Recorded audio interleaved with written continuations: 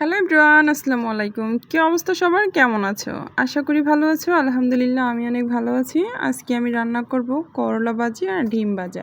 আর সেটাই তোমাদের সাথে বলতে বলতে একটু শেয়ার করি। অবশ্য সকালবেলা খাওয়া দাওয়া করে শেষ করে আমি একটা পেয়ারা কেটে নিচ্ছি। ভাবলাম যে একটু পেয়ারাটা খেয়ে নিই। তো পেয়ারাটা আসলে ভীষণ মিষ্টি একটা পেয়ারা ছিল। পেয়ারাগুলো খুবই ভালো ছিল। অনেক দিন পরে ভালো কিছু পেয়ারা পেলাম।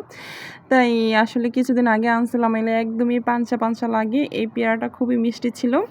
তো যাই হোক, পেয়ারাগুলো কেটে আমি নিজে খেয়ে নিলাম। আর ভাবতেছি ছেলেরা ঘুম থেকে ওঠার আগেই ছেলেদের জন্য কিছু একটা তৈরি করে নিই।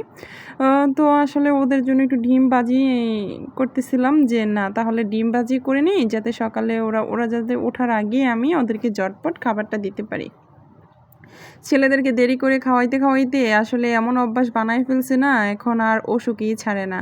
বাচ্চাদের ক্ষেত্রে প্রত্যেকটা আপুদেরকে বলি, যারা নতুন নতুন মা হয়েছেন, অবশ্য আমি তো অনেক ভুল করেছি, তাই আর কেউ যাতে ভুল সেরকম না করো, সেজন্য এই কথাগুলো বলা। আসলে বাচ্চাদেরকে সকালবেলা যত তাড়াতাড়ি উঠানো যায় ঘুম থেকে তত ভালো।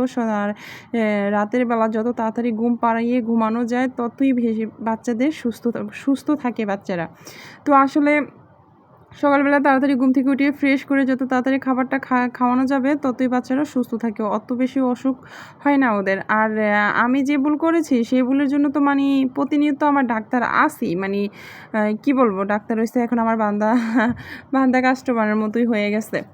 তো আচ্ছা, যাই হোক, এত কথা বলে কি হবে, তবুও বলি সবাইকে একটা কথা, সাবধান। বাচ্চাদের খাওয়া দাওয়ার ব্যাপারে, বাচ্চাদের নিয়মের ব্যাপারে প্রত্যেকটা আপুকে বলি সাবধান। তোমরা আসলে বাচ্চাদের প্রতি একটু কেয়ার করো, তাহলে বাচ্চারা তো অসুস্থ হবে না। এই ভুলের কারণে অনেক সময় বাচ্চাদের লিভারের সমস্যা হয়ে যায়, বাচ্চারা খেতে চায় না, গ্যাসের সমস্যা হয়ে যায়। যাই হোক, তো আজকে আমি করলা ভাজি করব। আর করলা ভাজি এই ফার্স্ট টাইম আজকে আমি এভাবে করতেছি। আসলে ফ্রাই প্যানে করলা ভাজি করলে আসলে অনেক সুন্দর হয়। আর তাছাড়া বিষয়টা হলো একটু ধৈর্য ধরতে হবে। বেশি সময় নিয়ে যে ভাজিটা করা হয় না, সেই ভাজিটা খেতে কিন্তু দারুণ মজার হয়। তো এখানে আমি পেঁয়াজ মরিচ আর চিংড়ি মাছ দিয়ে দিলাম, দিয়ে এটাকে একটু ভেজে নিলাম। ভেজে নিয়ে আমি এই করলা আর আলুটাকে দিয়ে দিলাম। আর তিতা করলা অনেক সময় অনেকেই খেতে চায় না। করলার ভাজি করতে পারলে করার মতো, আসলে কিন্তু অনেক মজার হয় ভাজিটা।